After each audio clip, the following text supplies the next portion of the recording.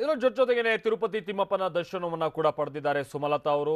ನಾಮಪತ್ರ ಸಲ್ಲಿಕೆಗೂ ಮುನ್ನ ಶ್ರೀವಾರಿಗೆ ಪೂಜೆಯನ್ನ ಸಲ್ಲಿಸಿದ್ದಾರೆ.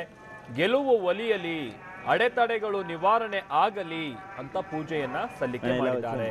ನಾಮಪತ್ರವನ್ನ ನಾಳೆ ಸಲ್ಲಿಸ್ತಾ ಇದ್ದಾರೆ ಸುಮಲತಾ ಅಂಬರೀಶ್ ಅವರು. ನಮ್ಮ ಪ್ರತಿನಿಧಿ ರವಿಲಲೆಪಳೆ ಹೇಳ್ತಾ ಇದ್ರು ಹೇಗೆಲ್ಲ ಸಿದ್ಧತೆಗಳು ನಡೀತಾ ಇದೆ ಅಂತ. ಮಂಡ್ಯ ಕ್ಷೇತ್ರದ ಸ್ವತಂತ್ರ ಅಭ್ಯರ್ಥಿಯಾಗಿ ಸುಮಲತಾ ಅವರು ಸ್ಪರ್ಧಿಸ್ತಾ ಇದ್ದಾರೆ. ತಡರಾತ್ರಿ 2 ಗಂಟೆ ಸಂದರ್ಭದಲ್ಲಿ ಸುಮಲತಾ ಅವರು ತಿರುಪತಿ ತಿಮ್ಮಪ್ಪನ ದರ್ಶನವನ್ನ ಪಡೆದಿದ್ದಾರೆ.